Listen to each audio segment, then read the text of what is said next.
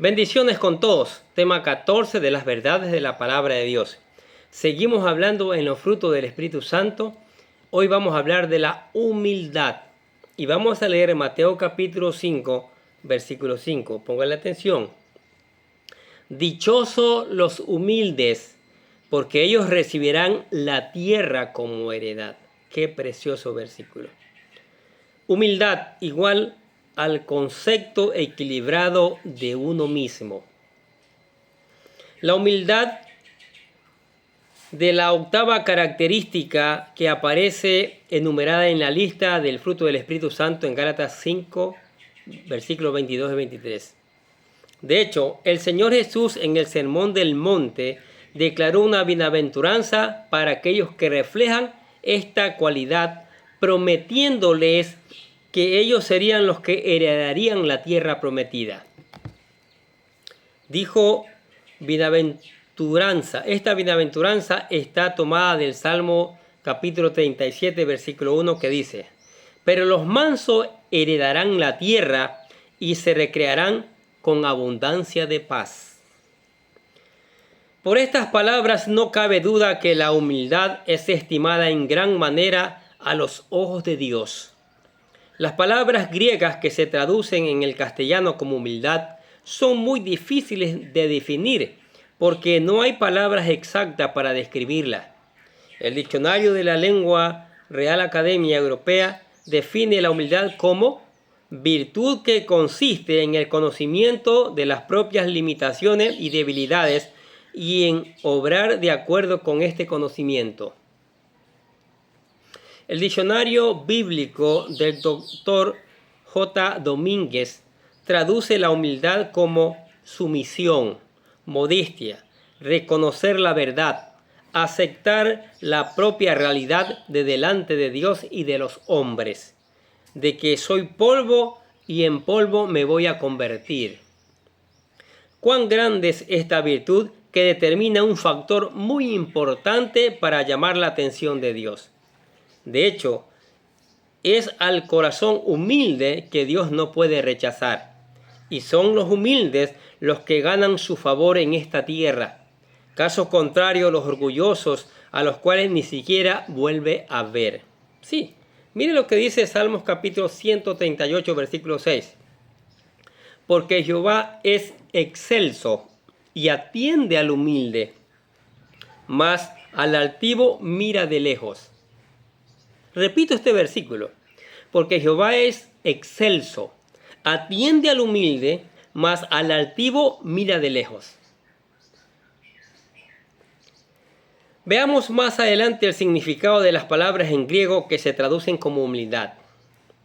Efesios capítulo 4, versículo 2 dicen: yo pues, preso en el Señor, os ruego que andéis como es digno de la vocación con que fuisteis llamados, con toda humildad y mansedumbre, soportándoos con paciencia los unos a los otros en amor.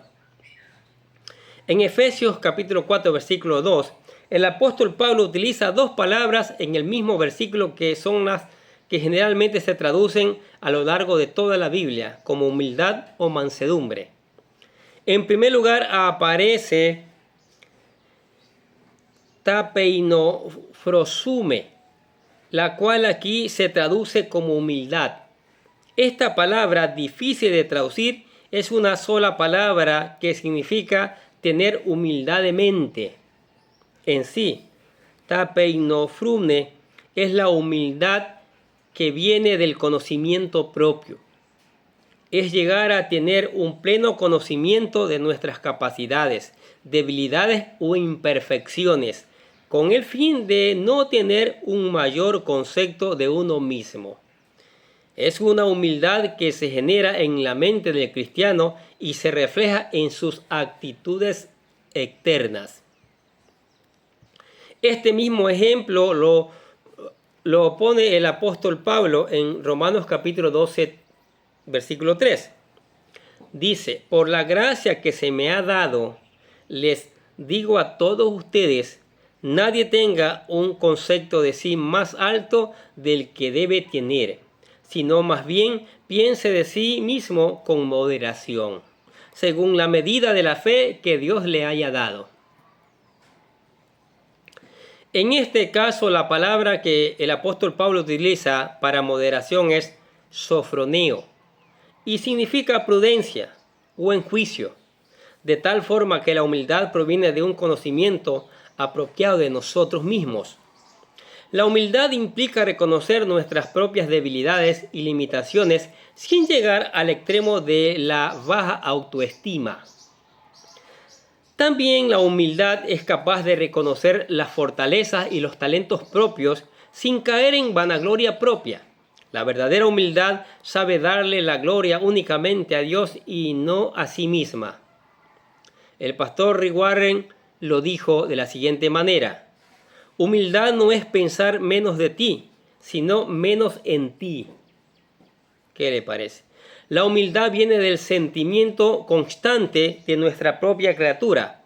Nos encontramos en una situación de absoluta dependencia de Dios. Somos criaturas y para la criatura no puede caber sino humildad en presencia de su Creador. La humildad cristiana se basa en el conocimiento propio, en la contemplación de Jesucristo y en las demandas de Dios. Antes de Cristo, la humildad era considerada una palabra vil que describía una actitud cobarde y menospreciable. Sin embargo, después de Cristo, el cristianismo acuñó esta palabra convirtiéndola en una de las grandes virtudes de la fe.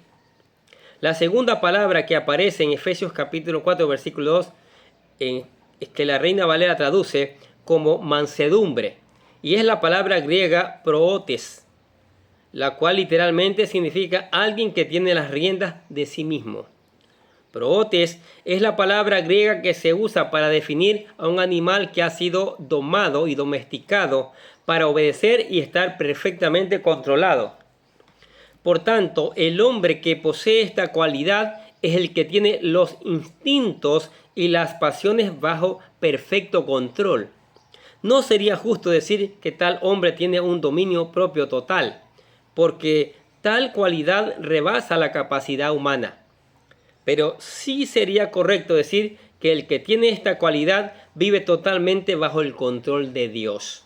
Prootes es la capacidad que se nos da para controlar la ira, para no vengarnos aún cuando pudiésemos hacerlo.